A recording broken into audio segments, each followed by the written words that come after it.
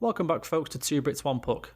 I'm your host, Mr. Intangibles, a complicated man, and a D&D boy, Dan Masters, with my good friend, the founder and president of the Leon Draisaitl fan club, and a future basketball fan, Will Everett Human. Will, how you doing? I'm alright, thank you, Dan. I'm alright. Absolutely enthralled in the Michael Jordan documentary at the moment. Loving life. Absolutely loving life. So this is going to lead to you adopting a new sport then? Taking a new one on? I mean, in the sense that I've adopted 60% of two sports, yeah. Yeah, I'm going to maybe get 30% of the NBA in there as well, why not? I'll be interested to see if you kind of latch onto it and enjoy it, because it's the only sport I find incredibly boring. I just cannot watch basketball, which is insane, considering all the glitz and glamour and everything that goes with it. I can't do it.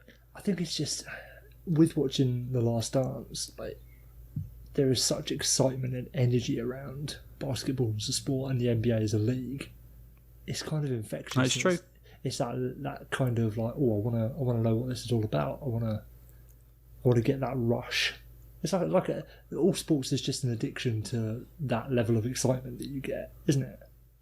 Yeah, that's true. I will say that, because I listen to a lot of American podcasts, obviously, and they talk a lot about, well, they don't all talk about basketball, but basketball comes up quite frequently. And it is a league where if you like off-court drama and stuff like that on Twitter, basketball players will always just say what they're thinking. They don't care. There's none of this, so I better not say that, I better not do this. They'll just go for it on Twitter and go at each other. So for that reason, it'd be good. Yeah, sort of even more so than like footballers are becoming like that a little bit, but the NBA is still the gold standard for Twitter beef, as they say. Absolutely. Okay. First thing this week, and in this week's edition of Hockey Player Makes Me Tear My Hair Out and Rip My Dick Off, big sigh. Our longest running segment. Our longest running segment. I'm sure since episode 1, if we go back and listen to it, there'd be a thing on there about a hockey player doing something that we just like to shake our head at and put our eye-rolling eyes in. Colin Wilson was interviewed on Bar Down and was asked about Pride Tape. And I'm going to read this to you verbatim, because I don't want to misquote anything. I want to know your opinion on this. What about coloured tape? Coloured tape? I don't know. Not for the NHL, but I think it's pretty fun to experiment. And I think I get excited for during the Everyone Can Play night, where you get to do the rainbow in warm-ups. I always want to just keep it for the game. I think it's a pretty dope style. So why don't you? I just don't have it in me. Just cannot get chirped by my own teammates and the other team and still try to play a game. End scene. Ah, yes. The tough hockey player who's scared of being called gay because he has rainbow tape on his stick. Amazing.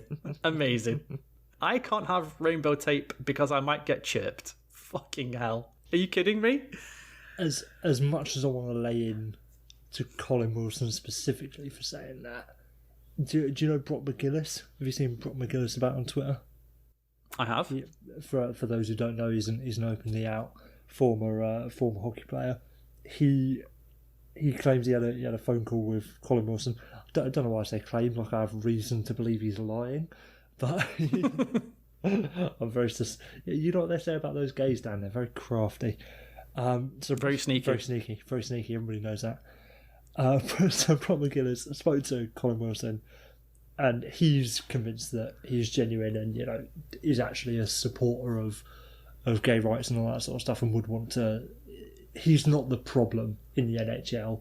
He's more a victim of the culture around it. So I don't really want to take this opportunity to pile on to Colin Wilson specifically, but the point still stands that he's proof of where the culture is at the moment. Like, you can't even fucking wear Pride tape without fear of being utterly ridiculed by the rest of your own teammates, let alone the rest of the league. And yeah, there is an element of bravery, like you say. Like, you've got to be, if you're brave enough to take a fist to the face, you can wear some fucking rainbow tape on your stick. Like, shout out to our king, Curtis Gabriel.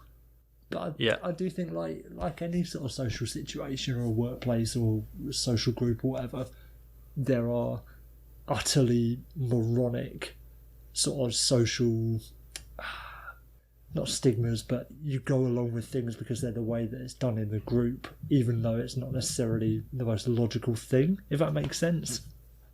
I kind of get what you're saying. So the point being, Colin Wilson shouldn't be burned at the stake personally, because you're going to end up alienating anyone who has a slight inkling of being an ally to the LGBTQ plus community. It's still just a point of the fact that people like Colin Wilson, who aren't homophobic, are still feeling like they're trapped in a position where they can't openly support people, is the real underlying issue. I absolutely agree. And I swear, I wrote this exact sentence verbatim. In my opinion, this isn't Colin Wilson being homophobic. It just shows the mentality of hockey players around the league, that they're worried about being chirped because of rainbow tape. And that's that. Yeah, you're exactly right. I don't think for one second Colin Wilson's saying, I'm not wearing rainbow tape. I mean, gay people, yeah, whatever. I mean, what rights do they, what rights should they get? But to say I can't do it because I might get chirped by my own teammates is just so indicative of this league. I just find it insane. I mean, what's somebody going to say to him? You're at the face-off, and the other guy's going to go, oh, rainbow tape, eh? What are you, some kind of gay? What are we, 5? This is like 5 years old? And then Colin Wilson goes home and cries to his mum, oh, they called me gay. What are we doing? It's insane. Yeah, and the point does stand that this is supposed to be the toughest league in the world. And yet we can't even take fucking chirps about... If you're chirping someone for wearing pride tape, especially on a pride night, that was the context they were talking about as well. So he loves wearing it in the warm-ups. Yeah. Why don't you keep it on during the game? If you're chirping someone for wearing pride tape in a pride night, like, you're just fucking telling on yourself, mate. What? I mean, that's what you would say. Because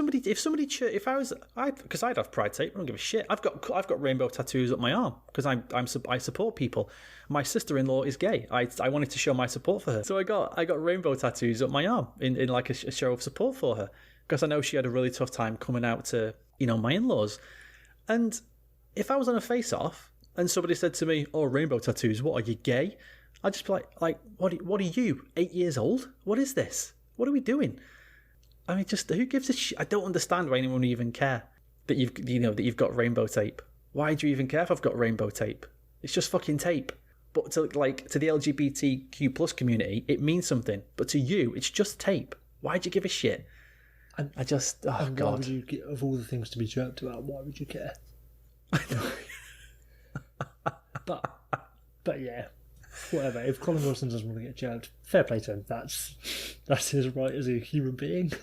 The right to not be chirped. But it's pathetic. It's utterly pathetic. Toughest league in the world, Will. Toughest league in the world. Now, one thing I did think about it. Now, is it fear of being chirped for specifically having rainbow tape or whatever? Or is it more concern about being chirped for being different? So it might not be, the chirps might not be, oh, what are you, gay? It'd be, oh, you think you're a fucking superstar or something. Or you think you're trying to stand out, you think you're fucking Wayne Gretzky over here. You know what I mean? In the same way you don't get anyone wearing like white skates or anything anymore. Yeah. Do you know what? That's a really good point. But then wouldn't you say that? If you're him, to avoid any kind of confusion, wouldn't you say, I don't do it because if I do it, people think I'm trying to stand out and be different from everyone else. When it's meant to be a team game, that's why I don't do it. But then the problem with that, but then still that doesn't even ring true to me either, because I just wouldn't give a I don't give a shit. I just do your own thing. If you're concerned about standing out by wearing pride tape and supporting the community, that's as much of a problem in itself. Yeah, exactly. Yeah, but I see what you're saying though. I mean, to me, that is a good point. In that a hockey locker room, you've got like everyone's got white or black tape, and you're there with your rainbow tape. You just know people will be saying shit to you. Yeah, in a league where admitting that like you have a substance abuse problem and seeking help is seen as a distraction in the locker room, I can't imagine wearing anything but black or white tape on his stick is going to be going to go down too well.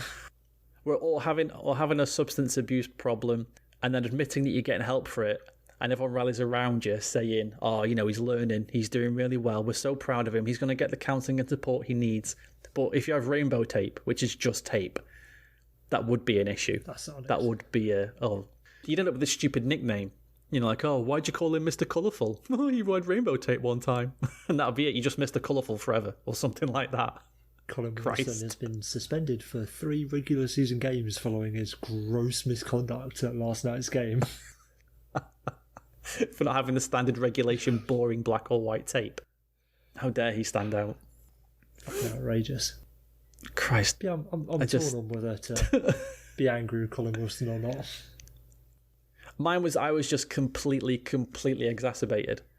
I didn't have it, just like Colin Wilson doesn't have it in him to have rainbow tape. I didn't even have it in me to get angry at this point. I just face palmed and let a huge sigh. So large was my sigh that my wife said, "Are you okay?" And I just went, I swear this is what I said. I went, "Oh, just fucking hockey." Like that.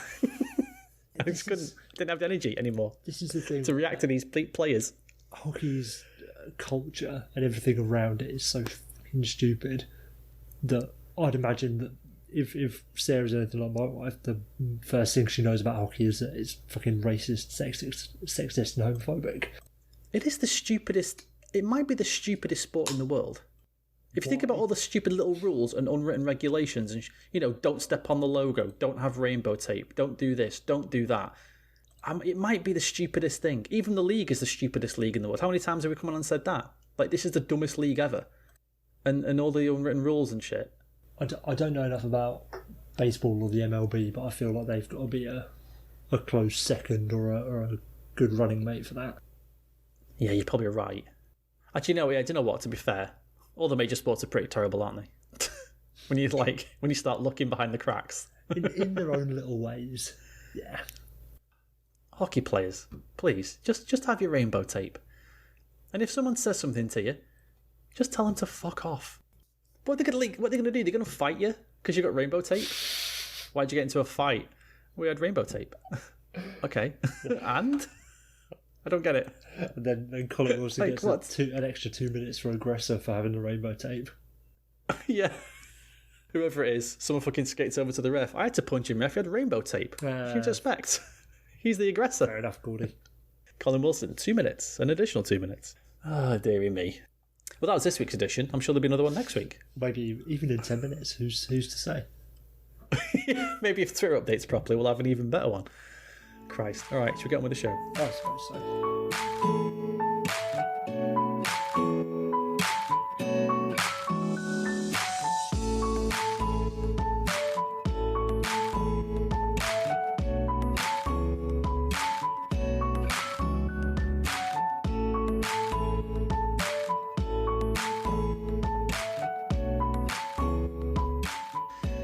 So, Ryan Rashog of TSN had an interesting tweet and said that he had spoken to an infection disease specialist about possible ways to modify the game and reduce the risk of virus spreading during play. And he said he's not suggesting any of these or sort of all of these would be necessary, but he was just relaying what some options could be. The first thing was full face shields, which were potentially modified to reduce the spread of droplets even further, which I thought was a good idea. No fighting would be allowed. There would be no scrums after whistles for linesmen to have to break up. The coaches would have to social distance and wear face masks on the bench. Wingers would have to maintain 2 feet of distance on face-offs instead of the traditional crossing of sticks and leaning into one another's space. And there would be no spitting on the ice or the bench. Bill Daly said on this potential for changes, we would consider anything our infectious disease experts and advisors might recommend. What are your thoughts on these then? Actually, let's be the 200 hockey men, shall we? And I'll ask this question. Do you think if these rules were applied, they would ruin the integrity of the game, Will? Oh, without a doubt. Without a doubt. I'm in two minds about all these rules. Because, yeah, we should do all that we can to protect the players and reduce the risk of spreading infection and stuff. But for basically all of these rules, bar the spitting on the ice of the bench, which I think should be implemented anyway, like it's minging. It's absolutely minging. If we have to implement these changes, they shouldn't be playing at all. Like if there's that much of a risk that we're saying, you've got to wear full face shields, you can't fight, or you can't have a scrum after the whistle. The coaches definitely can't be on the bench. Like that's an indicator that if we have to do those things, the league shouldn't be fucking playing at all. Not that I want to just stand up on here and say, oh, how can we have hockey without fighting? That's fucking ridiculous.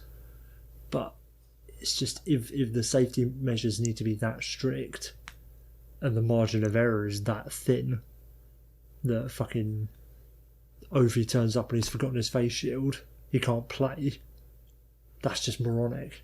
Absolutely moronic. Like, it's not going to work. What I didn't quite get was, if there was no fighting allowed, how can you have checking? Yeah, absolutely. And the wingers being 2 feet apart on face-offs, like, so you can't have contact full stop throughout the game. It's so important. It'd be like Putin, wouldn't it? You know, the Putin bubble, when players don't go near him. He's got a shield around him or something. Like, there seems to be something stopping people from trying to get him. So Putin's the only one who's going to be a truly safe hockey player when this comes back. So put Putin down as the first on the game sheet. But it's little things like that, and no disrespect to the infectious disease expert that Russell talked to, or even Ryan Shaw himself. Like, it's not to say that these are bad things and would ruin the game of hockey. It's just like, what are we fucking doing there?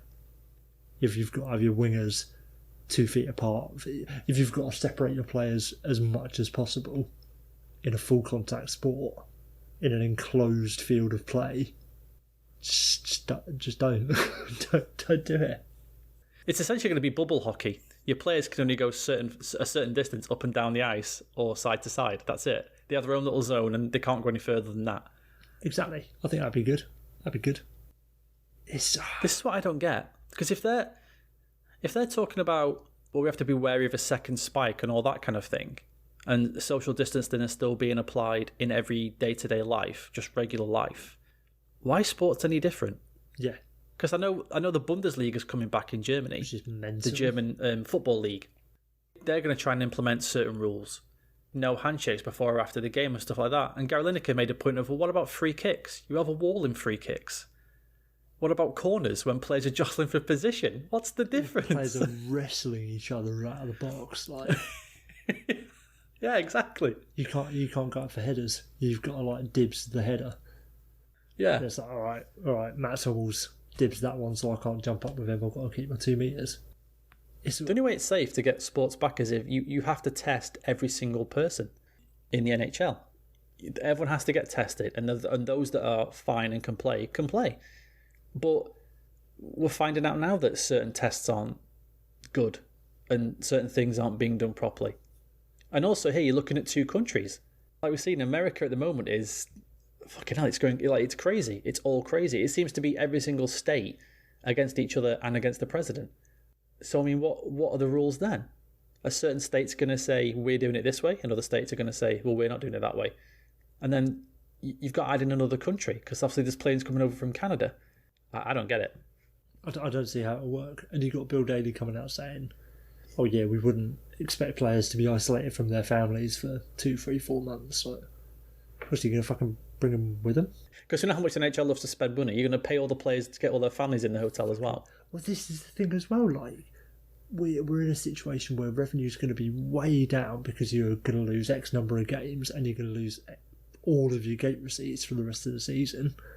And we're talking about having, like, right, we'll set up a fucking Olympic village, we'll fly in all the teams to, like, 4 locations, get everybody locked down there, we're going to buy 100,000 COVID-19 tests. It's like, we're going to have a fucking salary cap of £8 next year.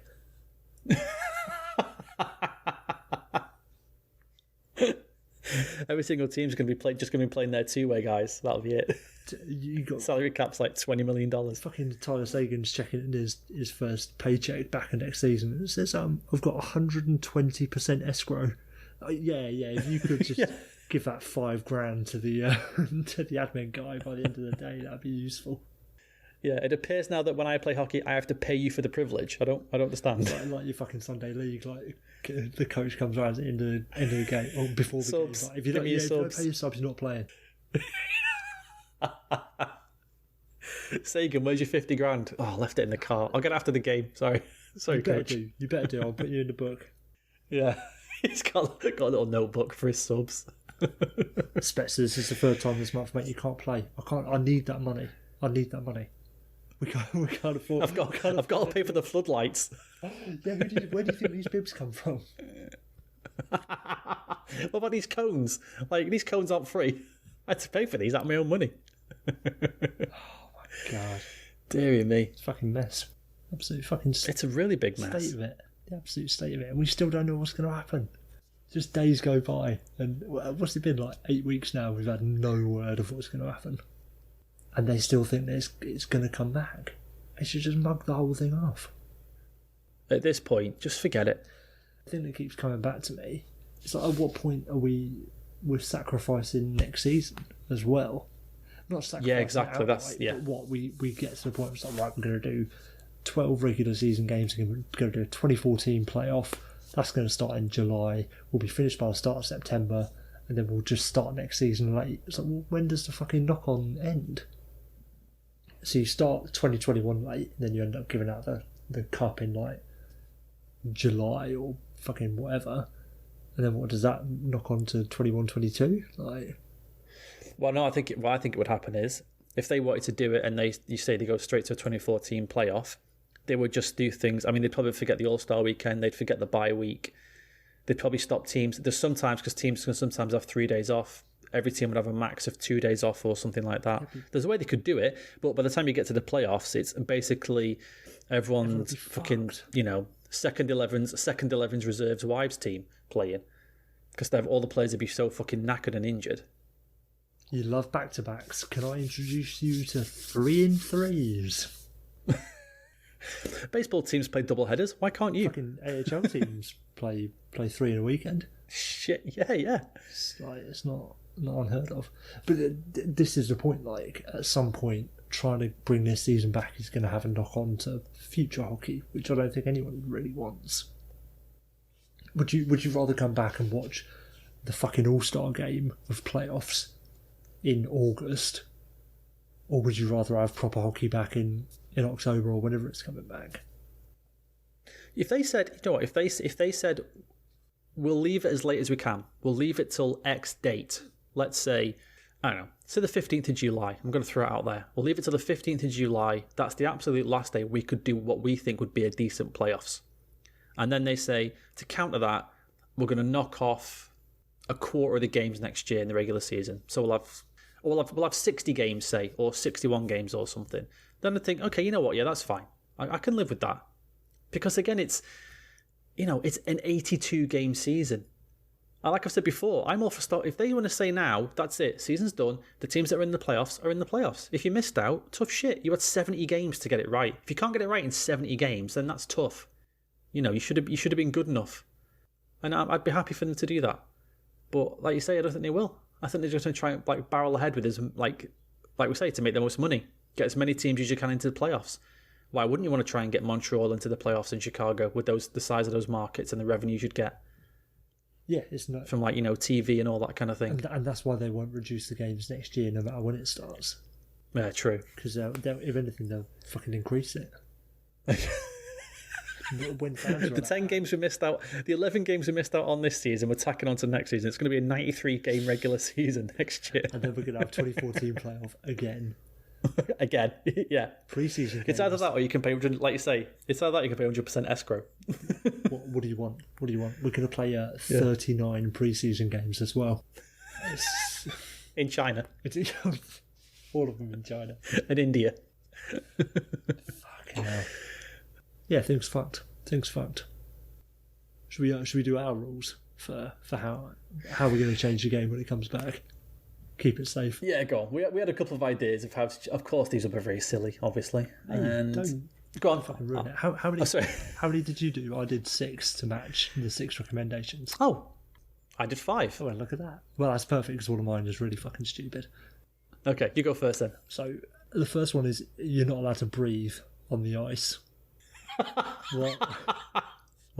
While you're on the ice, it's like old school kabaddi. You're not allowed to breathe. You got to hold your breath. Shit! Do you know what? I didn't know if you knew that. I was gonna say, do you mean like old school kabaddi? I didn't know if you knew that rule then. Okay, like old school kabaddi. So while you're having your shift, you've got to hold your breath. And if you need to take a breath, get off the fucking ice, mate. That's the only way we can keep it safe. Do you know how they would measure that playing old school kabaddi? If they could tell if you took a breath or not? Do you know what they would? Do you know how they measured it? They chanted kabaddi or something. Yeah, when you were attacking and you had a certain amount of time, which was usually the length of one breath, you would just have to keep saying kabaddi, kabaddi, kabaddi, kabaddi, kabaddi, like that. So that's fine, because hockey player then, you'd have to skate around the ice going hockey, hockey, hockey, hockey, hockey, hockey, like that. Perfect. And as soon as you stop, that's it. You're off. Get off. There's one Genius. There's one little sort of appendix to that rule, because obviously there's a player that's always on the ice, and you can't expect goalies to hold their breath for 60 minutes. That'd be a little bit unfair. So goalies have to wear gas masks because of it. Not bad. Yeah, or pretty fair. rotate. How about rotating goalies? How about that? No, I think that I'll come on to why that's okay. a problem later. Okay. I had a checking of any kind results in a 5-minute major, and the player being checked has to go into the dressing room for COVID protocol. Concussion protocol. Yeah, but it's COVID protocol instead. I like it. So not only do you have to not hit anyone, you have to not be hit under any circumstances. Exactly. You can't hit and you can't get hit. Love it. Love it. There you go. That's what these liberal millennials want. All the checking taken out of hockey. Yeah, because all these snowflakes don't like getting hit now anyway. Fucking wusses. So after every period, so when you actually leave the ice surface permanently, you have to strip completely naked and get brand new everything. So new shin pads, new gear, new jersey, fresh out of decontamination. Do you know what I thought you were going to say? You had to get hosed down. You know, like in Chernobyl when they were like hosing down the streets. Each player has to stand there and get hosed down with some kind of like formula or something. Yeah, all right. Why not? I'd be worried that why not? It'd splash onto the ice and probably contaminate that. But yeah, all right. Why not? Let's hose players down. No, you have like a special area. It's like a wet room. You have to walk through it. I was thinking and you get sprayed down. I was thinking more like sci-fi decompression, stand in a thing and get mysterious gas blown at you. Oh yeah, you get like steam blasted or something. Exactly. That's a good idea. I like that. Steam them off. That's a good idea. Okay, my next one was Zdeno Chara must provide use of his sticks for all face-offs. So you got they're 14 feet apart, just whacking at it. Yeah, just because of the sticks. Holding it like a golf club. There's an easy way to force social distancing. Is everyone's got to use Chara's stick. That way you can't not be close together. You can't help it. Like you'd be forced to stay away. Yeah, there's nothing you'd be unable to play. I like that's clever. I like that one. There you go. That's a good one. No refs. No more refs. You can't risk that many people on the ice at once. So again, we're going. That's a good idea. Pure VAR, Dan. Yeah, that's good because there's even less chance of cross contamination because there's less people even on the ice. That's good. Off the ice. That's what a third of it. Basically. Sensible. There you go. Yeah. Don't say I haven't thought these. Sensible. Goal celebrations are to be conducted 2 meters apart, and they should only be a polite round of applause. So no more hugging for goal celebrations. Absolutely. Somebody scores, you just say, "Well done, good shot," and you all skate off. And no fist bumps at the end either. That's the fucking point about the original ones. Oh, no scrums after whistles. So, but you're still allowed to hug for a celebration After a goal, exactly. Gordon Bennett. This is after a scramble in the goal mouth, and like there's like 17 sticks in there, players on top of each other trying to like jab the puck into the net. Checking people in the back and falling on top of them. Like, yeah, but don't. Yeah. It's fine as long as it's before the whistle's blown. Yeah, and then you score and all jump on each other. If you really want social distancing, Dan, yeah. Another way you can get it is European-sized ice. Oh, that is actually a sensible idea. They're not all outlandish. Only in the sense that to make these number of changes, as we've said, proves that you shouldn't be playing any fucking hockey in the first place. It's true. Yeah, you see, then it'll be the Europeans' time to shine. And yeah, get all these namby-pamby Euros out. Their bloody toe drags, deeks, all that sort of stuff. And then Austin Matthews will have a bigger advantage as well because he played in Switzerland. Exactly, legally Swiss now. Legally Swiss, Austin Matthews. The new fragrance for men. When a fight is instigated, it must be concluded with the big giant cotton buds that used to get in gladiators. Yeah. Or, if you feel happier, a duel. So, Tom Wilson, of course, being the sneak he is, cheap shots an unsuspecting player. The enforcer for the team throws a glove at Wilson, and that means he's challenging for a duel. They stand 2 meters apart facing away. They skate 3 steps, the ref whistles, and they turn and fire a musket. There you go. I like it, apart from the throwing the gun at someone because that's not very. Sorry, throwing a glove at someone, because that's not very safe, is it really? Yeah, but once you throw a glove... Yeah, but well, you're going to get shot. So I think a glove's the least of your worries. Yeah, but then what if the person who throws the glove loses the duel? Then say Tom Wilson's got COVID glove in his face. I agree, if you get hit by the glove and then you get shot by the musket, whatever, you're dead, who cares? Double trouble. Double trouble. I can't believe you got gloved and then shot. I'd rather get shot after getting gloved. You don't want to survive. Fair point, actually, yeah.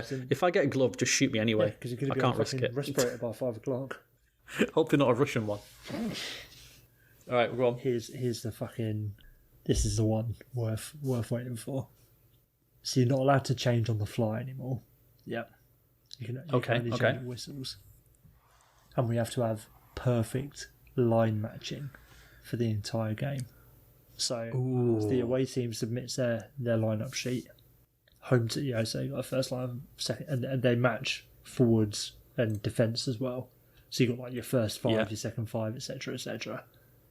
And then the home team gets to choose right for the entire game. I'm having the Bergeron line on the Crosby line, and I'm having the Krejci line on the Malkin line, and those are the sets of players that are on the ice at the same time.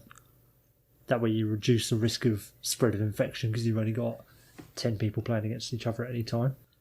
That's a good idea. There you go, Another mate. good idea. You could actually change the benches as well and modify them so that each set of players has their own section on the bench. You could keep them separated by perspex. My little addendum for this one is, in fact, separate benches for each line. So, fucking there you go. Great minds. Nice. Okay, not a bad idea. All right. This is my last one.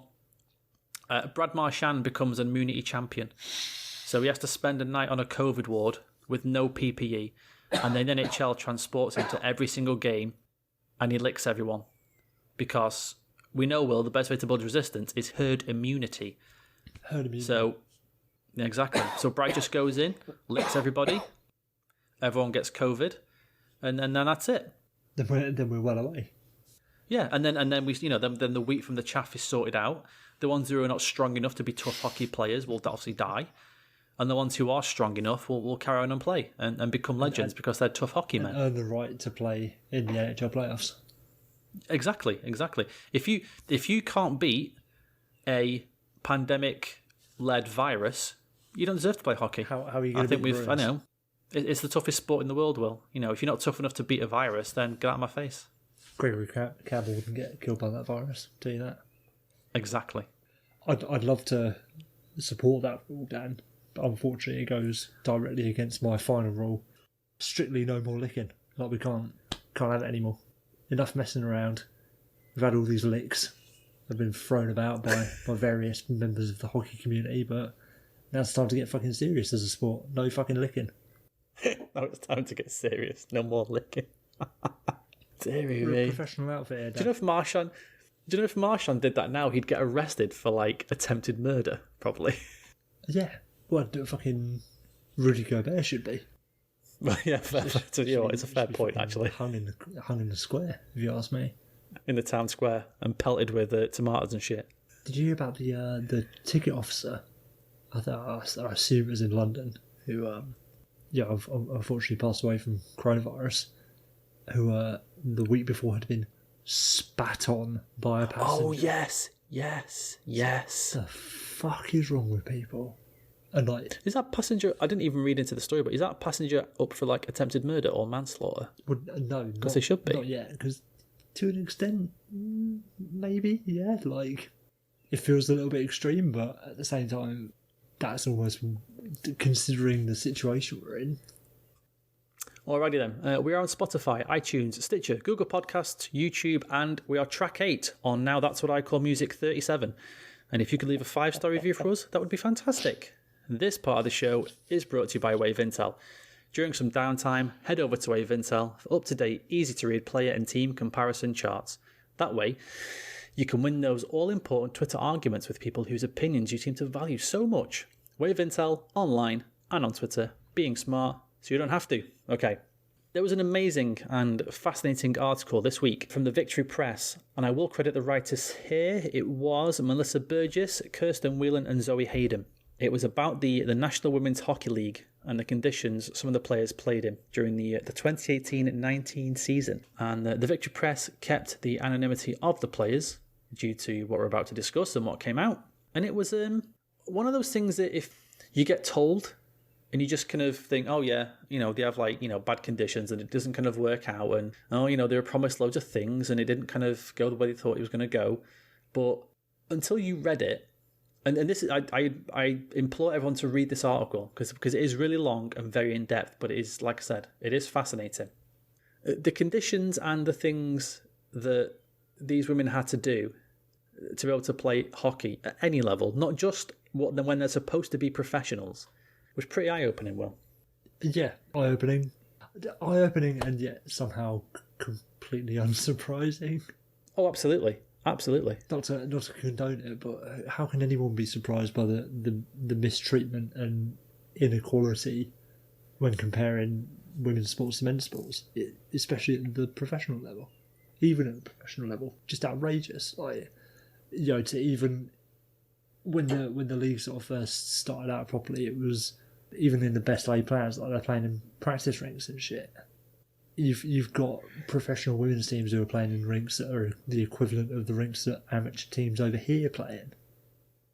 It's just crazy. I mean, like I said, it's a long article. I'm not going to go through every single thing, but I'm going to try and cover some of the points that really stood out to me. Some games would take place after public skates.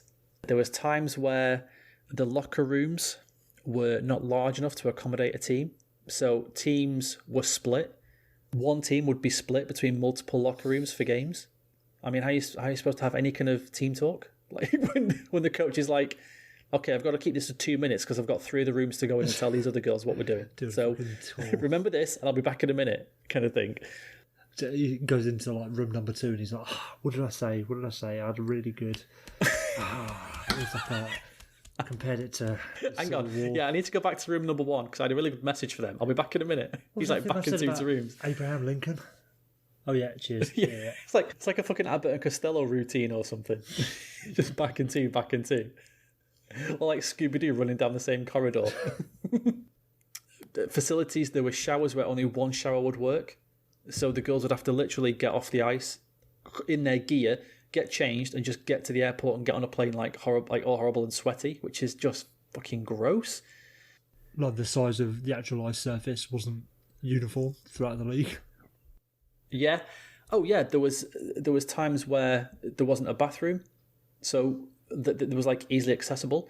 So once the girls had skates and equipment on, they couldn't go to the bathroom. They had to put a bin, or I guess if you're in North America, a trash can, just next to where they were playing, and they would have to piss in that. I mean, the phrase "you haven't even got a pot to piss in" comes from being so poor and downtrodden you can't even go anywhere for a piss. And these girls are having to go in a fucking bin. That is just... It's just, like you say, it's fucking outrageous. Outrageous that these girls are treated like this in a supposed professional league. And it comes down to, even from within, all the barriers that these women have had to struggle against to even play the sport in the first place, let alone to get the sort of respect and fair treatment you'd want compared to, the men's leagues or even men's equivalents. The fact that the NWHL as a sort of governing body hasn't assured that all of the playing spaces they're providing for these players aren't meeting their basic requirements as human beings, let alone as fucking athletes. Baffling. The players are battling not only the outside forces that are against them, but the fucking inside forces as well. Just basic stuff as well, that they would schedule travel for because remember, this isn't the only thing these women do. They all had full-time jobs. So the teams would schedule, I guess, whoever was sort of sorting out travel, they would schedule buses to get the journey underway for the weekend game at sort of midday on a Friday. And some of them were like, well, I'm at work. And they were just told, well, you have to figure it out then. I mean, just basic shit like that. Why are you scared? Why, when women have these jobs, actual real full-time jobs, are you scheduling travel at midday on a Friday when they're at work? Well, if you can't travel, you can't play, I suppose, isn't it? Exactly. Sounds like a big old you problem. They'd have to pay extra for yeah, that's You're not giving me a solution. You're giving me problems. What do you mean? I can't get to the game, and that's a problem. They would have to check extra, like, so their equipment. They would have to check for, like, extra bags and all that kind of thing. Obviously, costing them money out of their own pocket. They were given certain amounts towards airfare for certain games.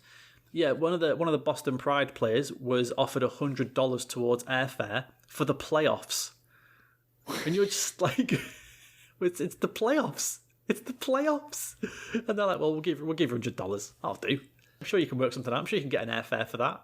What do you mean you can't afford a plane? We pay you $28,000 a year. There was another story that there was only a certain amount of money to go around for plane tickets. So there were 5 or 6 players who ended up getting a van and just driving to this place in a van, like Will in his fucking tour around Europe in his band. When did you do your tour around Europe? When was that? In your van? I can't remember, like 2012? Yeah, so the early teens then. And these, by the way, again, these are professional hockey players, just to remind you that again. But as it turned out, the players who actually paid for the van looked into something because transportation to and from the rink was not provided.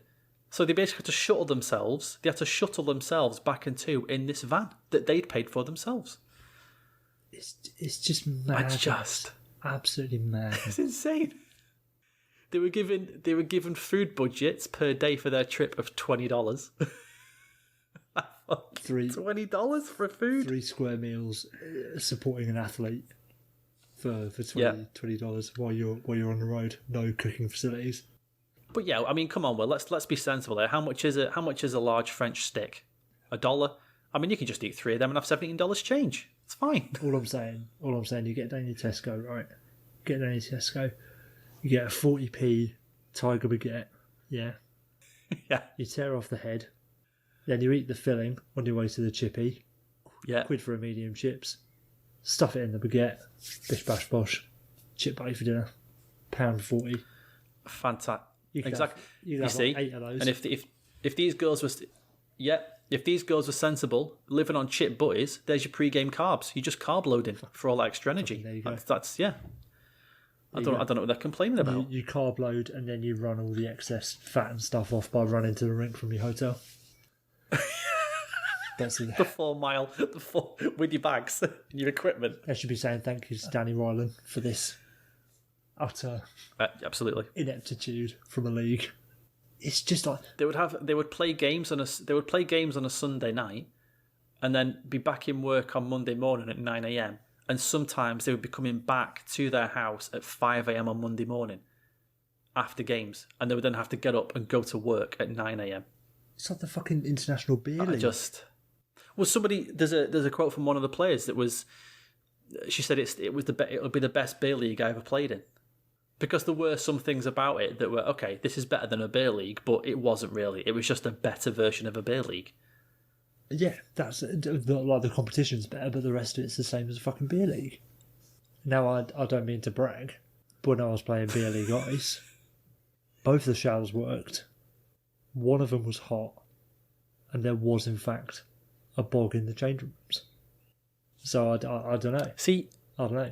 I know. See, when you put it like that, Will, you could say that you actually did play professional hockey. Really, basically played in the NHL. Really. I mean, facilities-wise, you were living large and in charge, weren't you? I mean, well, we didn't have a per diem per se, but if you shook the vending machine hard enough, you might get a little Mars bar floating down. So there's your free bag of Skittles. There's your pre-game meal there, boy. Don't you worry about that, there, son. They said as well that any medical kind of pre-season testing was done at where was it? It was done at NYU. It was one of those kind of back-scratching things where they had us fill out surveys about any hip issues or head issues we've had, and then it was a case of, well, if you do this for us, we can use this data. So even the medical testing wasn't done to benefit them. It was done that NYU said, yeah, we can use them as kind of lab rats, I guess. It's like going to a fucking student barber. That's a fantastic comparison. It is. It's exactly going to a student barber. Yeah. We might fuck you up, but hey, it's only going to cost you £5. It's fine, mate. And it's held at NYU, which I assume is in New York, at least the state of New York. Yeah. When you've got teams based in Boston, you've got teams based in fucking Connecticut, and I bet these were held at like 11 o'clock on a Tuesday morning. Mate, the whole... Like I said, people, I implore you to read this. Sorry, mate, go on. No, you're right. The whole thing is like... It's like the NWHL was like, yeah, we've got a professional women's league, we're going to pay you. It's like they fucking took this organ, they sold it. And then you fucking turn up and it's a shithole. It would have been better for the players to not have this league set up, really, because I doubt many of the... I can't imagine any of them came out with enough of like a net positive financially for it to have been worth it. No, yeah, I can't imagine any of them did. You end up spending, even if you spend like a third of your fucking 25 grand paycheck when you to play fucking cross country beer league, it's not worth it. No, not at all. Not at all. Especially for like a self-respecting elite athlete who's you got Olympic gold medalists in there. And if you think as well, this is 4 or 5 years into the NWHL. This isn't in the first year. No, it's... these interviews were done last year, and by that point the league had been going for 4 years. So I dread to think what would have happened in the first year. They play fucking outdoor games at the Winter Classic and they still can't provide toilets for their players. It's shameful. It's just insane. It's absolutely insane. I just kept scrolling down, shaking my head. I'd scroll down a bit more, shake my head. Scroll down a bit more, shake my head. Just what is this? I mean, you're calling these professional players? Just treat them like professional players then. It's one of those like, if you can't do it, fine. Don't say you can do it and then completely underdeliver. Yeah. A former a Boston Pride player said, it doesn't matter the calibre of the player. If you're going to say it's a professional league, you treat them as professionals. It doesn't matter if the player's the worst female hockey player ever. If you're saying that she's playing in a professional league, then it has to be professionally run. And it's not. The only hope is that it's going to get better from here on out. Because to an extent, it's got to be like a once bitten, twice shy kind of thing for some of these players. You'd hope that this all being said and this all being known, there'll have had to have been promises made by the league officials to say, look, things are going to be better. Especially as we've had we've had a hiatus and stuff, and we're seemingly going to have a longer hiatus than they planned. Yeah, that's true. To get these players back on the ice in NWHL jerseys, you'd hope that there would be... I don't even want to call it concessions made by the league, like basic, basic requirements. Human rights. Yeah, exactly. As long as they can meet the standards of the Geneva Convention, that's all that they can promise, isn't it? I know. Don't even political prisoners get access to a toilet? Well, it depends who's holding you prisoner. No, fair point. But yeah, you'd think it's in it's in the Geneva Convention. These female players are just having to go to people and say, now, is it possible I could maybe just have a toilet? Is that possible? That's all I'm asking for. I want a toilet. Somewhere I can go to the toilet, please. One Connecticut whale player told of how she had to stand on a milk crate for 8 hours with a hood over her head for seemingly no reason whatsoever. She was made to squat for 4 hours while white noise was played in the background. She was then told she'd passed basic training and could now play in the league. NYU said, yeah, we've got enough, thanks. Yeah. It's fucking awful. It's awful. I will say, just to finish on this, that there was the piece at the end of the article that said all claims in the story had been independently corroborated.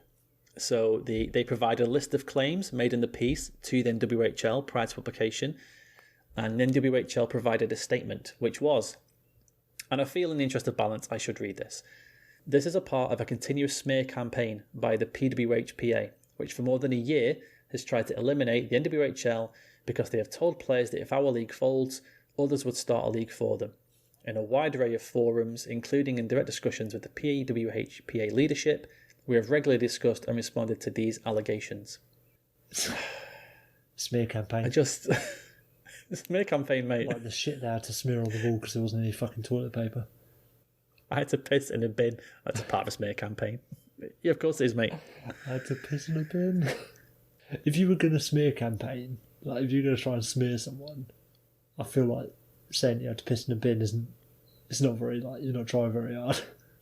It's not got the wow Yeah, factor, that's true. has it? No.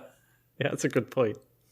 I've said it before, and I'll say it quickly again. Last thing on this from me, but if you were the owner of an NHL team, wouldn't you just throw a ton of money at your female affiliate You team? wouldn't throw a ton of money at anything unless it's a 29-year-old winger who's just coming off a career best 52-point season. Estimate. Yeah, I guess. I think I know who you're talking about. All of them. So I think to say Jeff Skinner. I mean, yeah. Well, I'll give you Jeff Skinner. But yeah, you're right. Like, there is an opportunity for a hero here, isn't there? And it would cost you so little. Wouldn't you just do it for the PR? If you just said, yeah, we're going to pay all these girls to play professionally. They're not asking for like $200,000 a year. So Eugene, it's a 4-team league. There's 22 players per roster. Most of them playing in the northeast, so travel costs won't be that much. What's this about ceramic toilets on the invoice? I don't really like how high that's going to cost me. I've never understood that. I've said that in my own selfish way, if I won the Euro Millions, I said that I would have a brand new section built to where my daughter goes to school. I would say to the school, what do you need? Do you need like a new gym or a new classroom because there's loads more children? Like, what do you need? And they would say, well, we would need, like, say a new gym. And I'd say, right, how much would it cost? And they'd say, well, about £3 million. I'm like, yeah, I'll pay for that for you. Don't worry about it. I'd say, but you've got to call it the Daniel Masters Gym, okay? That's the only concession I'm making. Just to get my name on it. And I'd do it for purely selfish reasons. Doesn't anybody want to do that? Hey, Terry Pagula, I'm just thinking, why don't you? Just to look like an absolute ledge. The Pagula Sports Entertainment Hockey League. Yeah. Yeah, seemingly not, Dan. Seemingly not, because this has been an issue for years and still nobody has stepped up to the plate. That's insane. But as I said, I'm not doing this article justice. It's a fantastic, fantastic article. And credit again to the writers, who I will shout out again. Melissa Burgess, Kirsten Whelan, and Zoe Hayden. An absolutely brilliant, brilliant piece of writing. Fucking educate yourselves, people, on the horrors of professional women's hockey. There you go. Last thing this week, speaking of educating people, I want to clear something up. Read the Brendan Leipzig comments. A correction from last week's issue. A correction from last week. Well, kind of more of a miss than a correction, right? I would say. Yeah, an addition. An addendum. It's an editor's note. He was, just to clarify as well, just to get this out of the way, he was placed on waivers for the purpose of getting shot of him, and they did. So, brilliant. Absolutely, guys. But Stars could have used a cheap fourth-line winger. Shame they didn't pick him up. Terrible. However, will the league cope without seeing Brendan Leipzig play? I don't know. I guess we'll find out. Brendan Leipzig, another victim of the Rainbow Tape Brigade. That's fantastic. I got a DM from Paul Campbell, official 2 Brits 1 Puck goalie expert, and he messaged me something that I for sure missed, and I'm not sure if you missed this or not, Will, but we didn't mention it last week, so I feel that we should.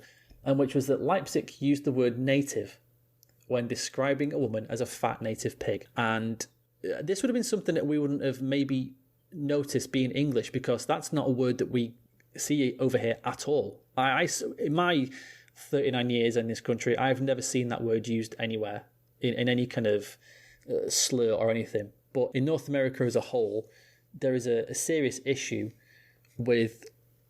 And even I hope this is the right language, but it's First Nation inhabitants of Canada and in the US, and how for the longest time they have basically just been downtrodden and forgotten about, and basically sort of thrown to the side. Well, and there is an amazingly brilliant but terribly sad podcast called Missing and Murdered about First Nation women who have just vanished. And the Canadian police, in some cases, just kind of throw their hands up in the air and go, what are you going to do? What can you do? So I did want to thank Paul for bringing that to our attention. And it further kind of exemplified how important language is and how destructive language is. And then on top of that, before I let you say something, how much more of a piece of shit Brendan Leipzig is. And absolutely, just further demonises Leipzig, and I think that, like as you said to start, Daniel, I completely missed it as well. I think partly just in that there was such a flood of things that he'd said that some things I clearly didn't take it in enough. But the fact that he's used racist language on top of what he'd already done completely sets in stone, like any of the people who were trying to defend him and say, oh, this is just hockey banter, this is just locker room talk or whatever, or calling a woman fat and calling her ugly, that's fucking hilarious.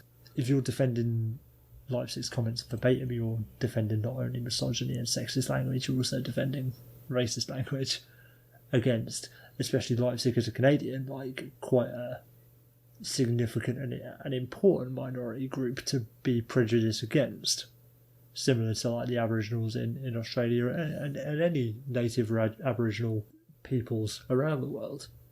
So like you say, it further cements the fact that Brendan Leipzig is an utter piece of shit, and I don't think that necessarily got enough play as a whole, not to sort of try and admonish myself from missing it in the first place, but all of the talk is about the fat shaming, the body shaming, the misogyny, which is very important. But definitely wasn't enough airplay for the fact that there's just institutionalised racism in there as well. I'm going to say something now. It's going to sound crazy at first, but bear with me for a second. We should treat women with respect. Yeah, as a hockey fan, I've just blown everyone's mind, haven't I? I like women. I think they should be treated as equals as to men. Beings. Crazy. Yeah, insane. They shouldn't have to piss in bins. But what do I know? I'm just a white guy from England. I don't know anything, obviously, about hockey. You slow fucking... Yeah, sorry. I can't believe... Christ, how do I start this? Right. It's not what you think. It is a serious point. I'm just trying to think how best to say it. Me and Will had a chat about 3 weeks ago about what we do on the show and how we do the show. And we kind of came to the conclusion that, you know what? I think initially when we started out, we had this idea that, okay, we'll do the show and maybe then hopefully it turns into something and we can get paid to do the show. And that'd be awesome. And you know what? I don't care about that anymore. I genuinely don't. If we just do this show forever and we do it because we love it, that's fine with me. I have a great time talking to Will. I do this show because I want to talk about hockey. I have nobody to talk to hockey about. As you know, I never even spoke. Me and Will spoke once on a Skype call, and then we did our first show. That was when I met Will. I'd never spoken to him before ever. Never knew the guy. But I can't believe, I don't think for 1 second, anybody would ever listen to this show and give us a shot in any way because we call out people and players for doing stupid shit and fucking up. Because like you said, I didn't really see anywhere properly going after Brendan Leipzig this week and saying, well, he's a fucking piece of shit. Clearly we don't need this kind of player in the league. It was all, well, he said what he said, and obviously, his team are going to take care of it, and, we'll go from there. And his apology was fucking saccharine and bullshit. The classic, I've said some terrible things, but I'm going to learn from them. No, you're not. Like, if I'd have been one of the bar down guys interviewing Colin Wilson, I couldn't have stopped myself from saying, hang on, what do you mean? Like, what are you talking about? Because you're not allowed. We've talked about this before when the thing happened with the Sens and they stopped a reporter travelling because he'd written something bad about the team. Even the guys I love, like the guys on 31 Thought, like Marek and Friedman. I love Marek and Friedman. I think they're amazing. But they never go after anybody and say, well, this is despicable. I hope he never plays in the league ever again. Whereas we do say that. We would say that. And it was just a funny thing I had in my head that if I was... And it was because of the Colin Wilson thing, like I say. I would have said, Colin, what are you talking about? What do you mean? That's ridiculous. Whereas people won't. They then. And, to not have hockey media just massively pile on Brendan Leipzig and get him out of the league and, run him out of the league. Again, I think it just speaks volumes about what kind of, the sport this can be sometimes. And the problem with that is where, even if you're in the media within hockey, like the industry is hockey. It's not that hockey players are in a different industry to hockey reporters or GMs or whoever it might be. If you're working in hockey in any capacity, you're all, not to say it's like under the same fraternity or anything like that, but there is an element of they are your co-workers. Like, And as much as, like Colin Wilson can't be seen to rock the boat by wearing pride tape on his stick, Reporter X, big time Reporter X sort of thing, national scale Reporter X, can't be seen to be rocking the boat too much, because otherwise you're going to lose your access, you're going to lose your privileges, you're going to burn bridges with certain people in the media, in hockey, who don't agree with your opinions and stuff, and you're going to be able to unable to do your job in the long run. So like in some ways I feel for like the sort of big time reporters in that sense, because in order to keep your network and to keep your job, you can't be too critical of people. The fact that Brendan Leipzig was only being eviscerated by the hockey community online, basically fans, and nobody, like you say, had the spine to stand up and say, no, this is terrible, he shouldn't be in the league. It's fucking disappointing. It's the same with everything. It was the same with oh god, who was the guy in? Was it Brandon Manning? Yeah, Brandon Manning and he got suspended 5 games, and it was just everyone saying, well, he did what he did, and he's got to learn from it, and he's got to get a better, he's got to be no. Why was nobody? The national media should have been shouting from the rooftops. You know what? This guy deserves to be kicked out. Sorry, that's it. Why'd you get a 5-game suspension for racist abuse? It's the you want to stop racist abuse. Every time a player does it, just kick him out of the league. See you later. Where else are they going to go? Where are they going to go? I'll tell you one place they're going to go. God. Peter's Wonder Emporium. It's Wonder Emporium. Fucking just come and chill out in Siberia for a few years with me, buddy. And then you can say you've grown as a person and come back. Or not even that, just people will forget and then you can come back. Oh yeah, we'll just forget, because by that point 50 other things will have happened that will make me rip my dick off. Exactly. It's like a law of averages sort of thing. Yeah, that's a good point. Or like, high volume shooting. Just that's the league as a whole. The NHL runs on the fact that so many terrible things happen all the time that none of them stick, because it's just fucking it's coming at you too quickly. Yeah, it's bad, isn't it? It's really bad. It's true, innit? It's true, innit? Every week, there's something that just makes me question my love for this sport and this game. Fucking unbelievable. You know what? We can't finish on that. We've got nothing else on the run sheet, but tell me something funny or good. We can't finish on that. We need something. Right. Here's something for you. You're going to regret this. Go on. I found, during lockdown and quarantine, maybe, who's to say, maybe it's linked to the fact that I'm working at home more, getting fucking bang into the mobile games, Dan. Games on the old telephone. All right. Last week I was talking about Hockey Legacy Manager, which is fantastic. Yeah. Finally won the Stanley Cup, which was really fucking hard. Well done. This week, I'm playing Retro Bowl, Dan. And for all of you out there, I recommend Retro Bowl to your American football fans. As far as I'm aware, it's like a mobile version of Tecmo Bowl, but with some simulation aspects of it. It's like you manage your roster, X, Y, and Z. You have a salary cap. You have to use like points to hire a better offensive coordinator. You get the draft and all that shit. But then the gameplay itself, you just play the offense. So it's really quick fire, arcadey style, simple controls to do your passing, simple controls to do your running plays. It's just really fun. I've sunk fucking ages into it this last few days. Working from home, you say? Well, who's to say? Who's to say? Maybe the fact that I've got no supervision on what I do while I'm at the desk might have something to do with how much I'm using my phone. But who is to say? Who is to possibly say? Yeah, for desk, see couch and living room, you mean? No, genuine desk. Oh, genuine desk. Okay. But it might be a case of do one thing, spend 5 minutes playing games on my phone, do another thing. And then at about 3 o'clock be like, maybe I'll do 40 minutes of constant work and then claim I've had a full day. I meant to be saying, though, you know what they say? Work smarter, not harder. Exactly, mate. And that's what you're doing. That's what I keep saying. Not only am I compiling all these reports, I've just won the Super Bowl. So, you tell me who's working smarter. That's going on my personal development plan. Goals achieved. All right, let's get out of here. Thank you for listening, everybody. Will, any last words? Go and get NBA 2K20 for £4 off the PlayStation Store. Treat yourselves. Take care, everybody. We'll talk to you next week. Peace.